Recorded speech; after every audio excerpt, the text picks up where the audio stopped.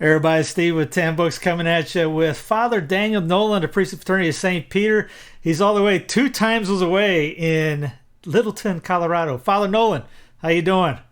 Oh, very good. Thanks, Steve. Before we get started, could you lead us off in a little prayer? Sure thing. In the name of the Father, Son, and the Holy Ghost. Amen.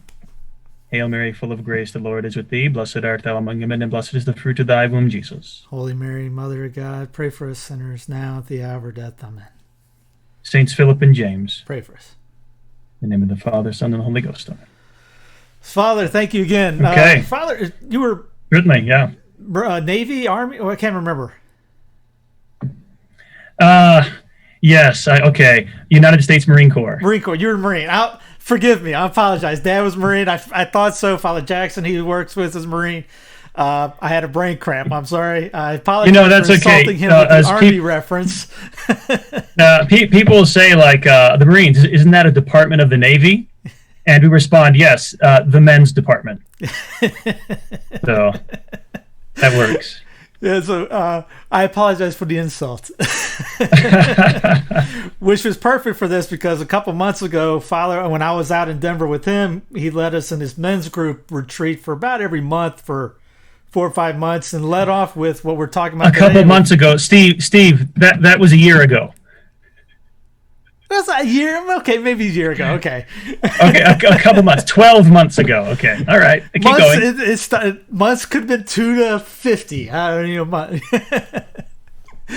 In my old age, I forget how many moons ago that was. Anyway, he led us off in this retreat on manliness. What is manliness? Mm-hmm. Starting with Jocko Willink. And at that time, I had no idea who this guy was, what he was talking about. But the concept that he was referring to is fantastic on ownership, which I read the books. It's great if you're in business or life or marriage, family, whatever walk of life. You can literally incorporate that with everything. But focusing on religion was something that we don't like doing. So, Father, can you expand on that a little bit? Why'd you even start with that? Sure. Or who was he? Back with the background for people who don't know who he is. Oh, Jocko Willink? Yeah. Sure. Well, Jocko Willink, I mean, and that name Jocko is short for something like, I don't know, maybe it's James or John or something like that. But I don't think, I don't think he came out like 18-month-old, cute little Jocko. But he's a U.S. Navy SEAL, I think pretty high ranking, like a captain or higher, a colonel, lieutenant colonel, major, I don't know, something like that. But in charge of a group of Navy SEALs. And ended up writing this book about leadership, and it's very good because when he's discussing leadership, he does what's really hard. Most people, when they know a topic, they know something, like they know it, but they don't know how to explain it. Or even if they know how to explain it, it's hard to find very good, concise examples. And so that's what Jocko Willink is able to do. He takes his real life experiences from the Navy SEALs, which also happen to be very exciting.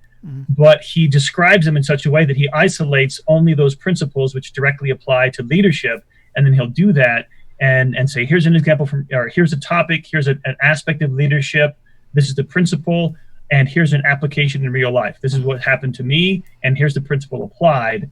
And so then what he does is he teaches people, okay, do the same thing in your own life. Look for when you're in a management or whatever leadership position you're in, look for examples, understand this principle, look how to apply it in your particular situation, and then you'll be able to display this kind of leadership as well. So that's his style, and that's what makes him very successful. It's not just that leadership in business or extreme ownership is such a great idea. I mean, it is, but the fact that he's able to present it in such a way that it's very clear, I think that's what makes it so appealing and popular. Yes, I've even before I started working in a real job again, I read that going, how do I act? How do I interact with just coworkers, boss, etc.? And before, just reading his things were just how we go about not complaining, focus on the mission, not getting your sights on what's going over here, focus on what you're doing over here. Don't get worried about what's going on over here. And that's, or what's going on at homeland, at the house, problems that might from, little itty bitty things that would tweak at you. And when you were bringing up with even marriage, church related things, owning up to problems instead of complaining about it. How do you see how you do that in religion in general, or like problems in the church right now? When we started this, you did this back in when the summer of what would they call that? The summer of shame. Yeah. So that would have been, was it last summer? Almost 2 years ago. No, almost 2 years ago. We kind of started this, but then it really got going last summer. Okay, yeah. So it was last summer that we really got going on this. Yeah, well, I mean, you mentioned a lot of stuff there. If I could go back to Jocko Willink, so ownership is one aspect of leadership, which I would have to say, I'm going to use an example from Garrigou Lagrange, and he says that sanctity is the normal path for everybody. Everybody who's baptized, baptism is the seed, and like complete and absolute sanctity is the tree. And just like an oak tree, you look at a giant majestic oak tree, that is what is inside every single little acorn. And if you plant a little bitty acorn, it's going to grow into this giant oak tree unless something else happens. It gets, rooted out, or it gets, it falls over, disease, bugs, whatever it may be. But that ultimate giant oak tree is inside every single little seed. And he talks about that to describe that's why everybody who is baptized is supposed to be a saint, because baptism is the seed and sanctity is the tree. Unless something prevents it or gets in the way, which is our fault, that's why we go to purgatory, we're supposed to be great saints. But grace builds upon nature. So that little seed of baptism, that supernatural life inside of us, sanctity is the ultimate result of supernatural life, of being born again. But being born, the first time, being born in this flesh, maturity, virtue, goodness, that's what we're supposed to be. Human beings, and men especially, are supposed to be ultimate leaders. Calm, confident, in control, in charge, wise, prudent, temperance, just. That's what we're supposed to be by nature, just by nature. And that's what is meant in the gospel when the example of the servants who fulfill all the tasks that the householder gives them. And then they say afterwards, we are but lazy and worthless servants. Why? Because we did the bare minimum. Servants are supposed to do this. And so when we look at people and we look at the natural virtues, prudence, justice, temperance, fortitude, just at the natural level, that's what we are all supposed to be. And even the pagans recognize this. Those four cardinal virtues that I just mentioned, that was not something that the church invented. The church looked back, and those were Roman virtues. Those are recognized by the pagan Romans as being the four cardinal virtues. And the church simply looked at those and said, yeah, you guys got it right. That's correct. That's a good way to describe the four springs from which all the other virtues flow. So when you look at maturity, when you look at leadership or whatever else it may be, ownership, which is kind of, I think, the talk of Jocko Willink's book, Extreme Ownership, I think he's targeting kind of the foundational starting point. What he means is if you don't own up to your mistakes, if you don't accept your limitations and your weaknesses, you're not going to go anywhere. It doesn't matter how many other virtues you had or have or how competent you are. If you can't admit where you're lacking and where you made a mistake, you're going to stop right there, and you're not going to go any further. So that's kind of the idea of ownership. Why is leadership even important?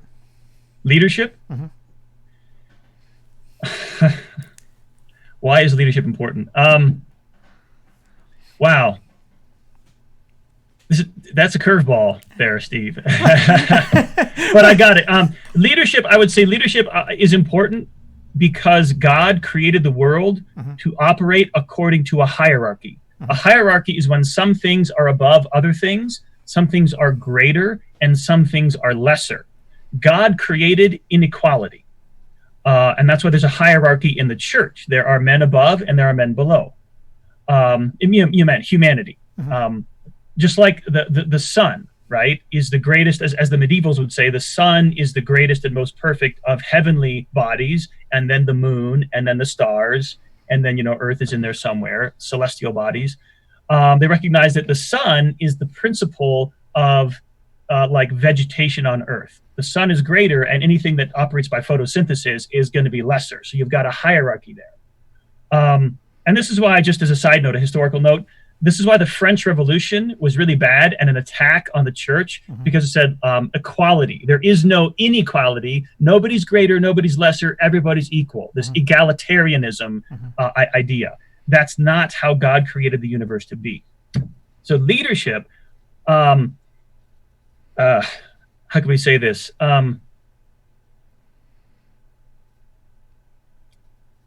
Leadership, we could say, is us describing or maybe categorizing those particular virtues required from somebody who is in a position of authority.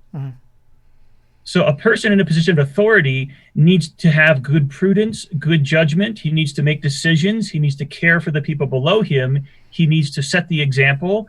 He needs to be a good father, if that be the case. And so all of those qualities that a leader needs to display for the benefit of those under him, for the accomplishment of his task, we're going to call that leadership. But we say the first leader was, it was ultimately Lucifer was the first leader, and he rebelled. He misused his position, and Saint Michael took his place because he displayed humility, who is like unto God. The next leader was Adam. Adam was the next leader, and he was supposed to lead his wife. He was supposed to take care of his wife. He was supposed to teach his wife. Adam was first, and Eve was second.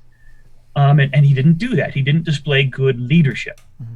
So I would say that leadership is important because anytime you have someone or a group of people who depend on somebody else, that's why it's important. Other people are depending on their leaders to take care of them. And when the person in charge of that, the person in charge of taking care of others, doesn't do it well, other people suffer. Now that's not unfair. I mean, well, it is unfair to a certain degree, but that's why Christ, that was his example when he came into the cross. He was the ultimate leader, and he led by example. He doesn't ask anything from us. He's not willing to do himself, and that's why he came to earth. And though he was God, he did not claim equality with God. And he was treated as the most abject of men, despised and reputed with sinners. So if the ultimate leader was willing to do that and be treated and just trampled underfoot by bad leaders, Pontius Pilate was supposed to be a good leader and do his job and don't condemn innocent men to death. Pontius Pilate didn't do that. The Pharisees, the scribes, the chief priests, they were supposed to be waiting for the Messiah, recognize the Messiah, and accept the Messiah. They didn't do that, right? They condemned the Messiah. They didn't care who the Messiah was. They wanted it to conform to their own way of thinking. So Christ himself suffered from bad leadership just as everybody else was. All the Jews, the righteous Jews, they were all suffering. And he said, do as the Pharisees say, because they sit on the chair of Moses, but do not do as they do, for they're hypocrites and liars and whitewashed sepulchres. So he recognized the injustice of it, but he conformed himself to it. So that's why leadership is important, because what a good leader can do is you can take people and lead them towards sanctity and help them along the way, or you're going to be a cause of their sanctity in another way, which is by being bad, and they're going to have to rely on Christ, and they're just going to have to imitate Christ more fully by suffering more, at your hands, the hands of a bad leader. And woe to that leader, right? Woe to that one who leads the little ones astray. In the first week of Lent, your series of sermons hit or touched upon this topic type deal of bad leadership equals suffering for generations down the road, and those guys in the readings were taking ownership of the situation and doing prayer and penance for the sins of the past. Yep. Sometimes I listen to my own sermons and I'm like, hey, that's a really good point. Like I totally forget, what I've said. It just comes in the moment and it's gone. But yeah, that is a theme in the specifically the prophet, the chapter, the book of Daniel. And the Jews are taken into captivity, and they recognize, they say that we are justly punished for our offenses, for our sins, and the sins of our fathers. So they, like I think I said in my sermon, they don't sugarcoat the Babylonian captivity. Yeah, our fathers really sinned, and they put the prophets to death, and they committed idolatry, and that was terrible. But we too have sinned. Mm-hmm. So there's kind of an example of ownership, of not making excuses and not blaming other people like the Jews tried to do. The fathers have eaten sour grapes, and the teeth of the children are set on edge. In one sense, that it's not. The prophet Daniel, he recognizes that. He says, yeah, we are suffering for what our ancestors did. Mm-hmm. The problem comes when you want to push all the blame on somebody else, all of it, and say it's all their fault. We didn't do anything. We haven't eaten sour grapes. Our fathers have eaten sour grapes. And Daniel, the prophet Daniel's like, no, we both have, right? They have and we have, and everybody's, at fault. Well, what do we do now? Look, we're in a mess. Let's take ownership. How have we sinned? And what can we do to get better in this situation, right? That's what he was kind of getting at. And something that would be interesting for us all, right? We all should stop and ask ourselves, we complain when we suffer because of the bad behavior of others, mm-hmm. right? We complain and we tend to feel sorry for ourselves. What about when we benefit from the good behavior of others? Mm-hmm. I mean, nobody complains about that. Nobody says, oh, that's unfair. Guess what? That is, and strictly speaking, unfair. I benefit from something I didn't do. Somebody else was good. Somebody else was holy, and I benefited. That's not fair. Nobody complains about that because it's easy and they get that benefit. So we have to think, okay, because of the communion of saints, we're all connected. I need to be willing to accept the suffering caused by others, as well as the good, right? Accept the good and the bad. I can't only want one and not the other. That's a little bit immature. So what we ask ourselves is, okay, since that's the case, I don't want to be the one who causes suffering to others. I want to be the one who benefits others and helps them, rather than causes others weakening of faith or damage or whatever it may be, or suffering. That's my part in it. Mm-hmm. So I think that's a good thing to remember about that the suffering that the suffering or the blessings we can gain for each other, right? We all matter in this. And tied back to Jocko, is a couple of chapters I read about it was he'd go up to these CEOs and they would complain about, oh, well, the sales guy's not doing this, or this group isn't doing this, or the marketing group is, failing at this. It's all these excuses, all, line by line. When we look into I remember people would get mad when you were preached sometimes about this. And it's, why? I'm tired of blaming myself for other people's problems, or problems of the last, 10, 15, 20, 30, 40 years, 100 years, whatever. Mm-hmm. How he brings up, obviously, humility, which is fun to see humility in secular books. Yeah. In your second lecture, you said, how is it that the secular guys are getting this, but we aren't? Mm-hmm, mm-hmm, sure. Remember these questions. I've got 4 or 5 things I want to talk about, so don't let me forget that one. Go for it. Wait, what was your earlier question? The one before that. The beginning of the question of this one? Oh, people got tired of hearing about my problems. Okay. Yeah. I go back to what I said at the beginning about the oak tree, like the seed, mm-hmm.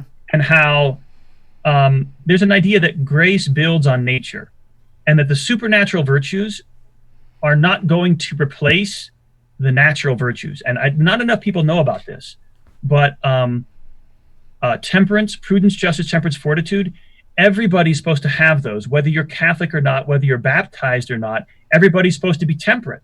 Everybody by nature is supposed to recognize, I should not be a glutton. Mm-hmm. I shouldn't be a drunkard. Right? I shouldn't indulge myself in whatever pleasures are in the world. And this is why, actually, in Romans chapter 1, St. Paul is talking to the Jews, and he says that the Gentiles had not the law, but the law of the Jews, but they fulfilled the law in that they obeyed the natural law. Because St. Paul says there without the law there is no sin, mm-hmm. and he says the Gentiles, though they had not the law, are not without sin. They didn't have the Jewish law, but they had the natural law, mm-hmm. and they knew they were not supposed to do these things. And the specific thing he mentions is men committed unnatural acts with men and women unnatural acts with women. And he says they reap the reward of their wickedness in their own flesh, right? Diseases. So that's something against the natural law. Catholics, we have this idea that I'm going to be holy if I pray 15 rosaries a day and I go to mass every day and receive Holy Communion every day and I do all these prayers and all these things, and they never once think about, do I control my tongue? Am I responsible? Am I mature? Am I super sensitive? Do I get upset at every time somebody says something to me and get all angry and start pointing the finger at them?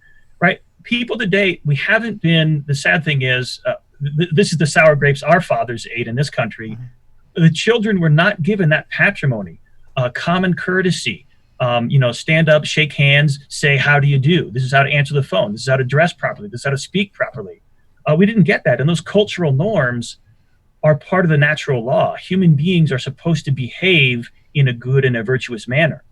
And so if we don't understand that, if we don't understand that we need to build ourselves into, these virtues that are not per se supernatural, like punctuality or, good grammar, dressing well, behaving well, speaking well. That's kind of like the foundation for the supernatural virtues to take us higher. One of the things that was mentioned about the saints, the Kyrie of Ars especially, is noblemen, French noblemen would go to Ars and go to confession and be received by the Kyrie of Ars, and they would think he was a noble of noble birth, because he said he's so courteous, he knows what to do, he knows all the customs. And the Kyrie of Ars was a peasant, but it was charity that inspired in him to treat others like Christ.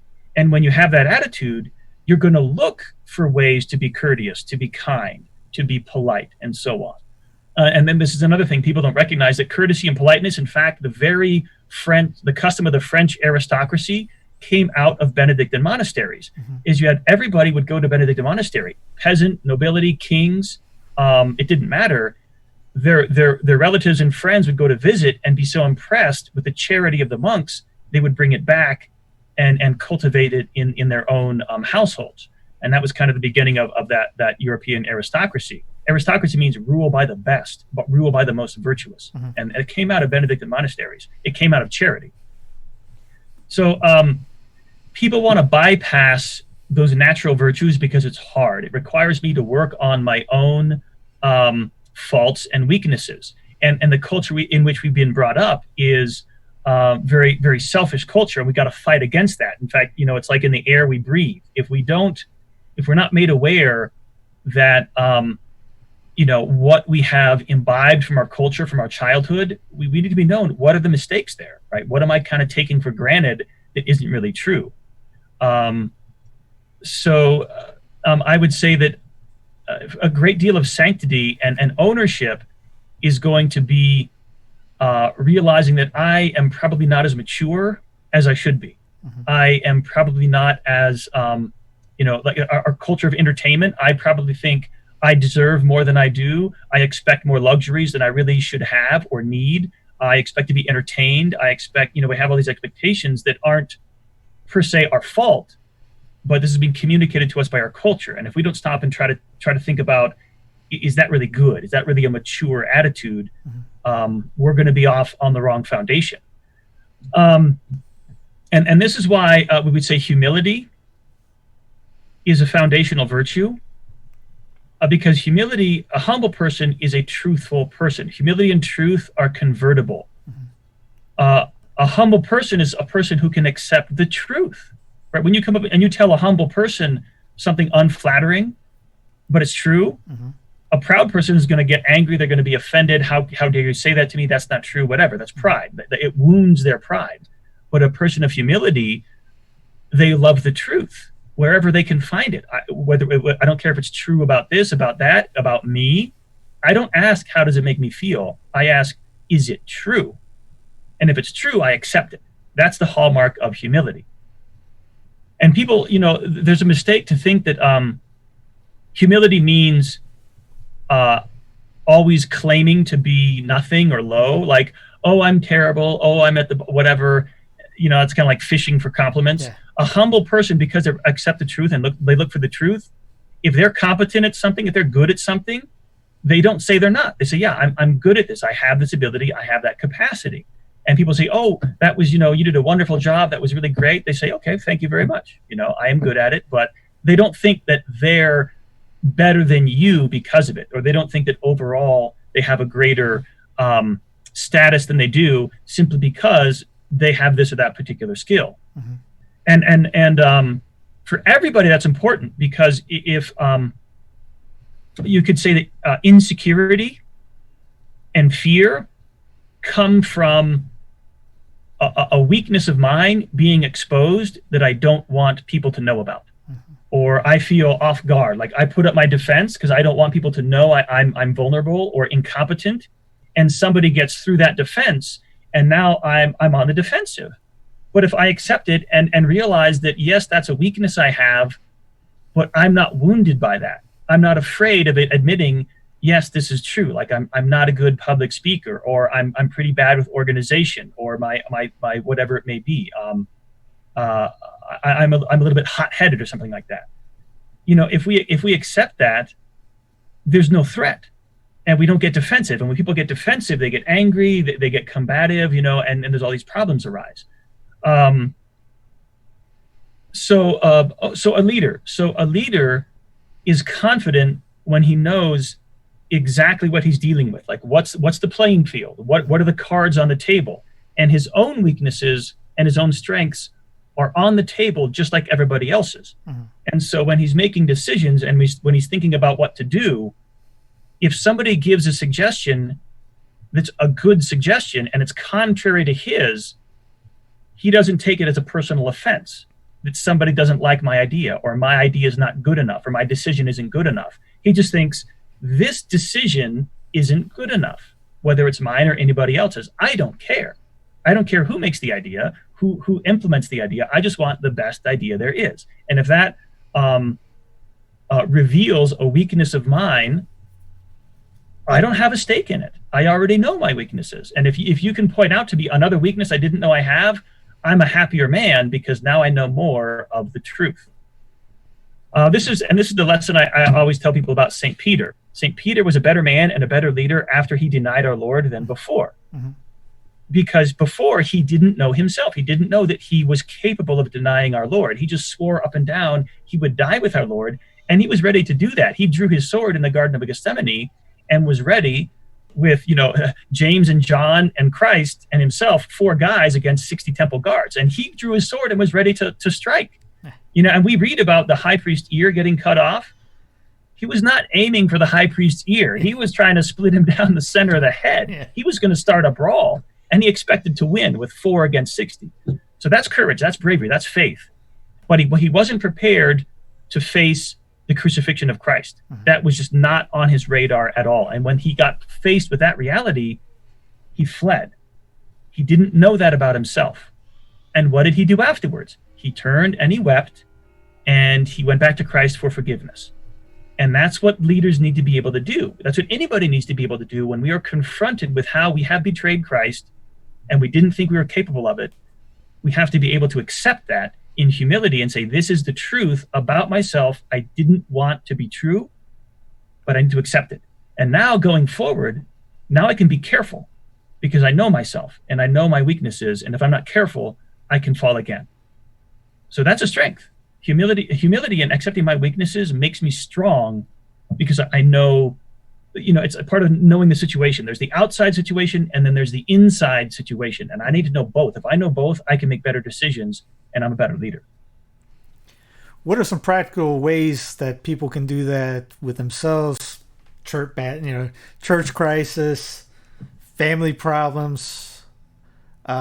Maybe your priest isn't up to par in your own mind, except your bishop maybe. What are some practical ideas that people can do instead of typing a blog out that they can do to repent, do penance, etc.? Well, typing a blog might be one of those things people can do. Mm-hmm. And it would be a mistake to think that the virtue of piety, which is respect for those above us, those in charge of us, whatever. Respect for leaders, we'll say piety, or meekness, or humility, or obedience. Doesn't mean we can't, how could I say this, express our concerns to our leaders. And with Jocko Willink, I haven't read the book, but what I'm absolutely certain would have happened in reality is there are times when the leaders, you've got, say the commanding officer and then his second in command, the executive officer. It's not all roses and bubblegum between leaders. I mean, they'll come out and the commander says, this is the way it is. And the XO says, this is the way it is. This is what we're doing. This is the plan. I don't want to hear it. Let's get out there and make this happen. That's what everybody sees. What everybody doesn't see is behind closed doors. I mean, the XO and the CO going at it. And the XO telling the officer, you're an idiot. You don't know what you're talking about. This is a mistake. This is the dumbest idea. I mean, that's the job of the executive officer is to roast the commanding officer and tell him what he really thinks and to give him a full explanation. The executive officer is the one who needs to go out there among all the people and say, look, this is what the troops are saying. This is what the people are saying, and they're not happy. And this is the reality of the situation. He presents that to the commanding officer. He doesn't sugarcoat it and try to play interference and protect the commanding officer from bad decisions and the real opinions of people. But guess what? If you've got a commanding officer, if you've got a leader who's not confident and he doesn't want to have his weaknesses exposed, he's going to get a yes man as his second in command because he wants to be protected from the bad opinions. He wants to be protected from facing his own inadequacies and shortcomings. And so when you get a bad leader, when you get a man who's not confident, a man who can't own up to his mistakes, he is going to perpetuate in his organization covering up his weaknesses. And I would say that's a big problem in the church. At that point, the poor people, and this is where people will get sick of hearing about they need to change because they see that hypocrisy. They see that the leaders are not displaying the virtues that they themselves are asked to display, and they want justice to be done. They want somebody to point that out. And so that's why it's important for, say, middle management, priests, to be able to say, yes, there are problems. There are failures in the leadership. There is cowardice. There is insecurity. But there's not much we can do about that, right? We do what we can. And if we're going to complain or try to do something about that, it has to be done respectfully. We can't go up and start yelling at the bishop or calling the bishop a coward or saying that he's faithless or he's a bad shepherd or whatever they may be. What does that do? What I always tell people is that if you have a problem with a leader, focus on the actions and not on the person. Is rather than saying my bishop is bad or my bishop is weak or my bishop is a coward, you say something like negligently canceling masses without serious reasons would not be the actions of a good shepherd.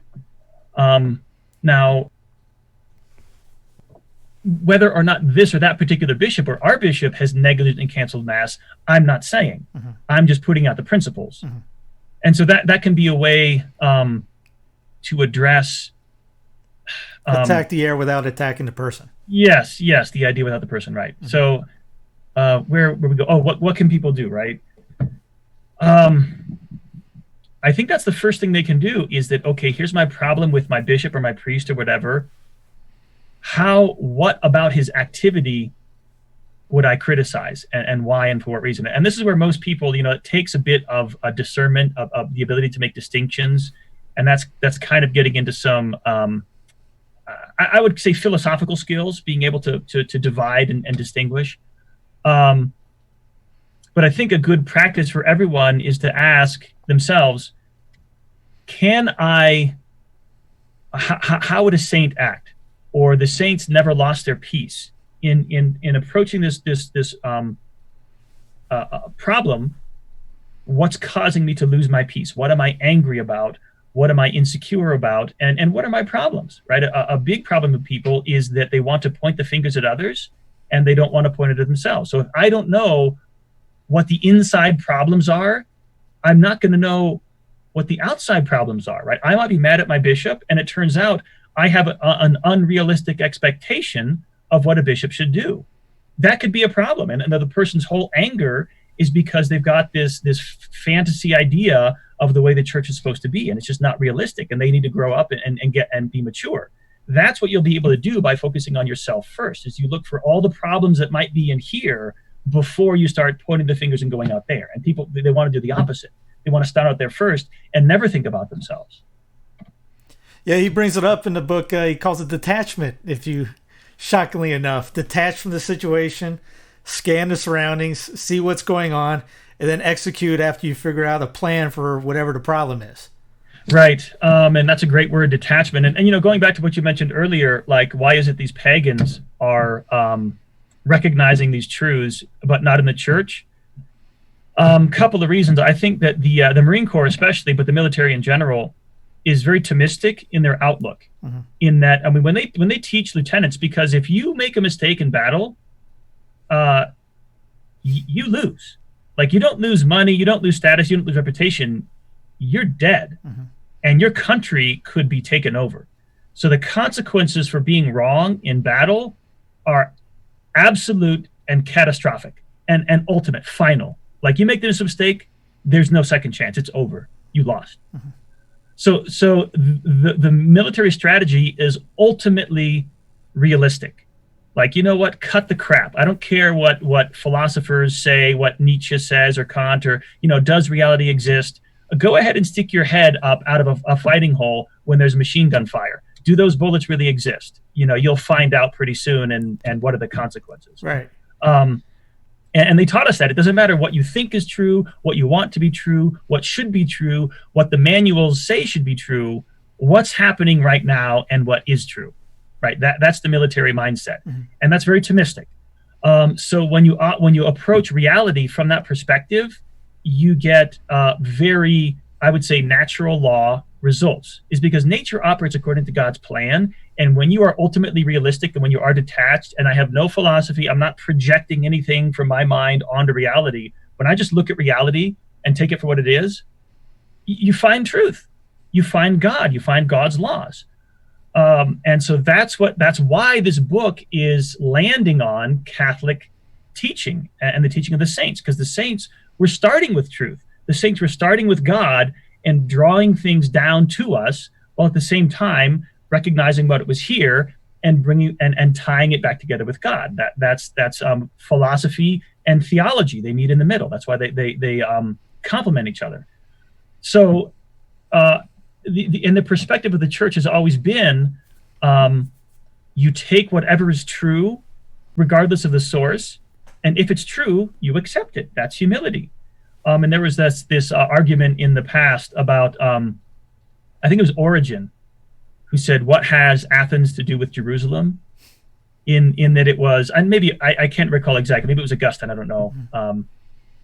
But there was the idea, like, when philosophy was being introduced into the church, there were those who said, no, this is pagan. And yes, maybe it's clever, maybe it's logical, whatever, but we have the Bible, and we learn our truth from Christ. And so Athens, the center of logic and center of science, what does Athens have to do with Jerusalem? We want to preach Christ and him crucified. And then the church recognized, no, look, Christ is the author both of the Bible and of nature. And he doesn't tell us one thing in the Bible and a different thing in nature. They both complement each other and perfect it. And it was Aquinas in the Summa who says, following others after him, that the Bible is perfect and contains all truth, but what about the mind that studies the Bible? Mm-hmm. That needs to be perfected as well. And we do that. We perfect the mind with philosophy, proper philosophy and logic, and then we use that to study the Bible, and we bring out the perfections of the truths of God. So that is similar. It doesn't matter. Athens, Greece, Sparta, or Jocko Willink, Navy SEALs, it doesn't matter where the truth comes from. If it's true, you accept it and you learn from it. And again, go back to Romans chapter 1. The Gentiles have no excuse not to know the living God, the invisible God, from the visible things which are. And so we just from life itself, just from reality, we can come to know the reality of God. And so why are we surprised when that happens? When pagans, or whatever, do recognize God's truth from reality. They're supposed to. Our mind recognizes truth. And not telling anybody to read Muhammad, but if you read the Summa, which you should, Aquinas quotes Muhammad not all the time, but he does when he's right on something. Or another pagan or a heretic in general. I think it's like 8 or 9 different guys he's used. Right. And I don't know if it's Muhammad, but the Muslim philosopher Averroes. That's right. Yeah. Right. Yeah. Mm-hmm. Which is why actually Aristotle was cast in suspicion in coming into the West, into the Latin Church, because Aristotle had been filtered through and passed on by the Islamic philosophers, and they had intermixed their own commentary onto Aristotle, which was incorrect. Mm-hmm. And St. Thomas Aquinas kind of separated the two. Like this is what we've gotten from the Muslims. This is Muslim, and this is Aristotle, and that's true. So owning it. How can we man up and own it? How's right, extreme ownership. Yes. So if we go back to that, yeah. It goes back to being willing to accept your faults and your failings. Being willing to say, okay, I've got to take an honest look at myself and think what is true. And, for me, one of the best things I ever did was when I went to college and I was a young man and I was, arguing with people and getting into kind of debates and things. I wanted to be right. I didn't like being wrong. And what I discovered was the only way I'm going to be right all the time is if I really, really listen to what other people are saying and try to learn, okay, is anything they're saying true? Like maybe their overall message is wrong. Maybe they're wrong about a lot of stuff. But if anything at all they say is true, I want to accept that and know that and then make it my own. So when you go through life looking for truth wherever you can find it, and always being willing to a constant recycling in your mind, okay, I accepted this as true, but I didn't really examine it like in a hard light. I got to really think about it. Is this just me being selfish? Is this me being stubborn? Are my emotions coming into play? And the way I would look at if I would suspect my opinion if I started to get upset about it. Like if somebody challenged me and I felt an emotional rise, I would be suspicious of myself and be like, okay, I'm not detached from this idea. Because anytime when somebody gives you an opposite opinion, the natural feeling is they're opposing me. They don't believe me, and they should. Like something I said isn't good enough. And we have to get over that. Instead, rather look at it as, okay, they need this idea explained to them in a different way. Or maybe what I thought I had 90% of the truth. It turns out I had 50% of the truth. And I didn't know as much as I thought I did. And this person, I can learn something from them. So that's an important, I would say, skill and ability to start with ownership. And whether it's an idea or whether it's a virtue or whether it's a behavior, like I didn't see anything wrong with my behavior, but other people do. Accept that I may not see and understand everything and be willing to change and learn from others, I think is going to be the first kind of baseline. And from that, ownership is knowing when my best isn't good enough. And people, let's see, they the two virtues of accountability and responsibility need to be understood very well. Like you can be held accountable for something that you couldn't change, and that's not unfair. I mean, it's unfair in a sense, but it's like the captain of a ship. When the ship runs aground, he's relieved of command. Even if like he was fast asleep and somebody else is in charge, he's responsible for the training of the crew and everybody under him. He's accountable. Even though he could have had the best training program, it's just sometimes that happens. But that's important because it sends the message, this is serious, and you need to take it seriously.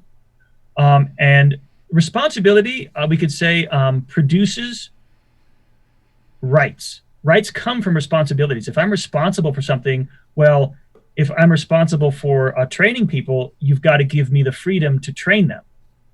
So that he's making decisions. What are we going to do? How are we going to train? What are they going to learn? What are they going to know? So that's I would say that the idea behind ownership is that every single person has the right to exercise free will. God gave us free will, and we have the right to exercise that. But why? To save our souls, to do what is good, to return to Him, to make it to heaven, to become a saint. And if we're responsible for that, and if I don't do the right thing, that's my fault. That's why purgatory exists, is because I could have done something differently and didn't. And we just lost you. There you go. Okay. Knowing that, it's not enough to sit back and then complain when things don't go well. Or if I don't know how to be a saint, and be like, well, I guess I just, going to kind of wait for sanctity to happen, or other people become saints, but not me. I need to be reading the lives of the saints. I need to be instructing myself. How do I learn how to exercise my free will? How do I take responsibility for my own actions? How do I grow up in life? If a great way is like people will get accused. Well, like people accuse us of something. Don't think about all the ways they're wrong. Look for that 10% way that they are correct. What they say is true, and I need to accept that. Or in my own behavior, if my life is difficult, what am I going to do? Throw myself a pity party and say, oh, my life is so hard? Stand up and do something, right? Take ownership of your life. I can't change all these things outside of me, but I can change what's inside of me. And that's what God is calling me to do. He's gave me free will. And even, again, this goes back to the natural virtue. Even the pagan philosophers recognized nothing exterior to man can affect man. It's only the value I place on exterior things, right? I'm grieved at the loss of something outside of me. That's my decision. Or I'm elated at something outside of me. Again, that's my decision. It's the value I place onto it. And this is getting into a bit of Stoicism, but there is that element of we have a decision and a choice about how to react and how to behave. We can't help the feelings that we have. Feelings just arise within us, desires to rise. Mm-hmm. What do I do with those feelings? What do I do with those desires now that I have them? That decision is mine. And so that, in a certain sense, that's ownership. And when a decision of mine has resulted in something that is good or not good, that other people like or don't like, accept it. Take ownership. Okay, you're right. I shouldn't have said that. I shouldn't have done that. I'm going to learn for next time. Done deal. Yeah, I mean, if anybody doesn't know what we're talking about on this, the guy that wrote the book had 2 people killed in a mission, and his commanding officer was coming in and everyone was expecting him to put the blame on other people, and he stands in front of the commanding officer. No, it's my fault. I'm the commander in this room. The buck stops here. And he trained his team well, because he goes to the team and they all do the right thing. He asks every single one of his team, what went wrong? How did those men die? And every single man says, it was my fault. I didn't do communications well enough. It was my fault. I was overextended. It was my fault. I didn't do this. And the commander listens to all of them, and he could have pinned it on any one of them. He could have pinned it on anything. And he said, nope, it's my fault. I'm the guy in charge. I'm at the top. Ultimately, the responsibility is mine, and I'm going to take the hit for this. And then he said what he did wrong. Yeah, he just didn't exercise good command and control, and he took the hit for everybody. He tried teaching the CEO this. The CEO was just running the company into the ground, and he tells them, where it was the president, he said, go tell the CEO it's your fault. This is what you're going to do, blah, blah, blah, blah, blah, blah. And he goes, I can't do that. They'll kick me out. They'll fire me. Go in there, do it. And it took him 2 days to figure it out to do it, and he got a promotion out of the deal. So, and that's the thing. People don't understand humility. They think if I admit my weaknesses, if I show people my faults, then they won't like me, they won't respect me, they'll look down on me, they'll make fun of me, I'm exposed, right? I'm vulnerable. And they think that if they admit their faults, that's a weakness. When on the contrary, just think about any time somebody else admits their faults. Do you think less of them? No, you think more. Because guess what? Behind the fault, rather I would say, behind the fault itself is the ability to admit the fault. Mm-hmm. And that's courage. And that's strength, and that's honesty, and that makes you trust somebody. You think about that. When somebody else admits their fault to you, when you correct somebody and they own up to it and they're humble and they kind of say, yeah, that's not something good I have, but I'm working on it and I know it's a fault and I'm sorry, I can just be patient. You're just like, that's great. I can work with this guy. You trust that person. He's honest. And I tell you, that virtue right there, honesty and trustworthiness, is the foundation of every single relationship. If you can't trust somebody, you can't have a relationship with them. You can't have a real one. And that's why humility is the bedrock of the spiritual life, is if you're not humble, you can't have a relationship with God because you're not being real. You're not being honest. He's not having a relationship with you. You're trying to have a relationship with God with this person that doesn't exist. God wants a relationship with you, the real you, and that's you with all of your flaws in reality. So you've got to admit your flaws to yourself. And when you admit them to others, you can have a relationship with others. And especially with leader and led, they'll trust you and they'll follow you and they'll help you. And leadership is really about finding out the strengths and weaknesses of everybody so you can protect people from their weaknesses and put them where their strengths are going to come to the surface. That's what a good leader, a great leader does. What are some good books on humility? Humility of Heart? Yeah, good books on humility. I don't know humility specifically, but books that I always recommend to people, Thomas à Kempis, Imitation of Christ. That's an excellent book. Francis de Sales, Introduction to the Devout Life is a very good book. Devotion to the Sacred Heart from St. Marguerite Alacoque. That's by Father John Croisset, who wrote that book. That's an excellent one. That one's a hard one to read. Introduction to Devotion to the Sacred Heart, because it's written from the perspective of 17th century French piety. Yeah. You gotta know what you're getting into when you read that book. But when you do know, you're like, okay, I get it. It all makes sense. Those are just a few, in addition to the one you mentioned. Yeah, Humility of Heart. Yeah, and I think TAN publishes all of them. Just side note. Oh, TAN! I tell you what, TAN publishers, the two most excellent books, not on specific on humility, but I always recommend these books from TAN, is The Incredible Catholic Mass by Father Martin von Kochem and Purgatory by Father Felix Schupp. Because I love those books because they bracket the spiritual life. The book on Purgatory makes us really fear sin and understand that there are consequences to sin, even if they've been forgiven. It makes us like, oh, okay, I don't want sin. I'm afraid of sin, and I want to try harder. It's a negative reinforcement. It's a negative motivation. On the other hand, the book on the Incredible Catholic Mass, you're like, wow, the Mass is awesome. Grace is awesome. I want more of it. I want to grow in virtue. And when I go to Mass, I can participate better. I'm thinking about more. It just opened up the whole spiritual life. And now I try harder, not because I'm afraid of sin, because I love virtue. So they give kind of the paradigm for growing in the spiritual life. And so I just always would recommend anybody read those books. Yeah, I think both in the order. Do what? It doesn't matter. Read in the middle. Start in the middle. Start at the end. Yeah. You just pick a chapter and start reading. It's fascinating. It's got stories, miracles, examples, dogma. I just love those books. I think both of them sucker punched me in the stomach when I first read both of them. I mean, Purgatory was right when I was coming back into the church. Woo, scared you know what out of me.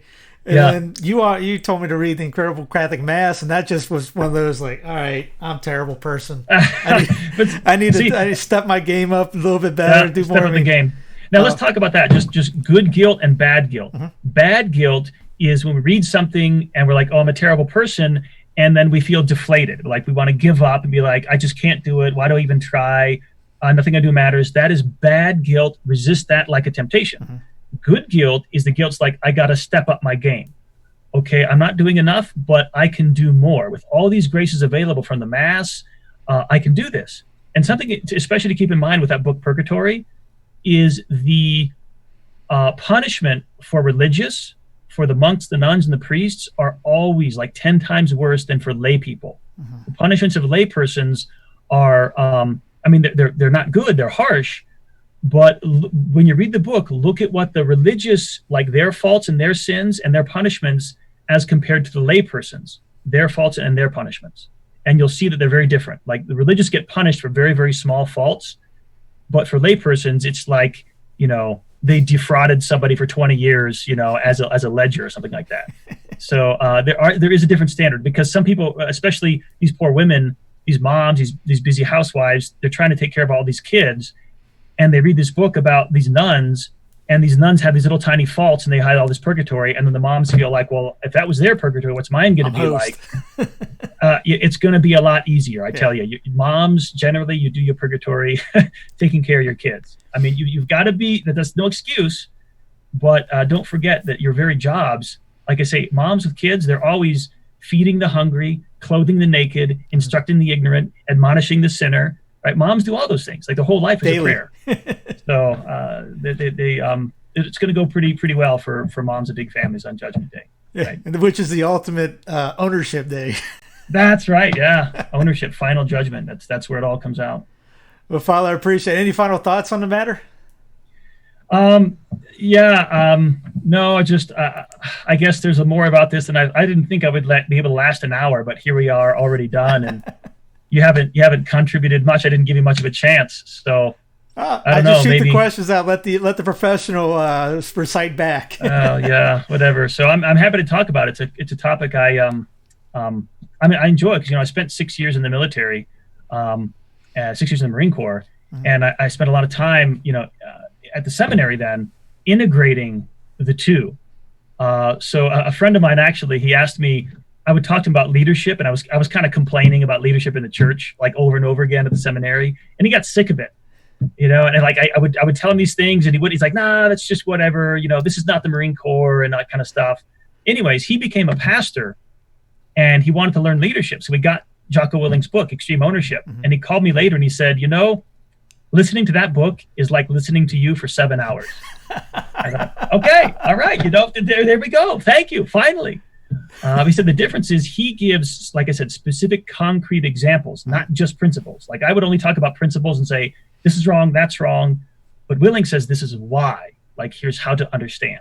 So that's something that it's just a topic that I think, you find all kinds of leadership books applied from the military to business. What about applying it from military to the church? Right. From a military to a pastor, or to a something like that. I think that would be something I would I've actually been thinking a lot about that. So I don't know. We'll see. I know a publisher if you ever want to do that. I'll keep that in mind. Father, can we get your final blessing? Sure, certainly. Benedictio Dei Omnipotentis, Patris et Filii et Spiritus Sancti, descendat super vos et manet et semper. Amen. Thank you, Father. Okay, good talking again, Steve.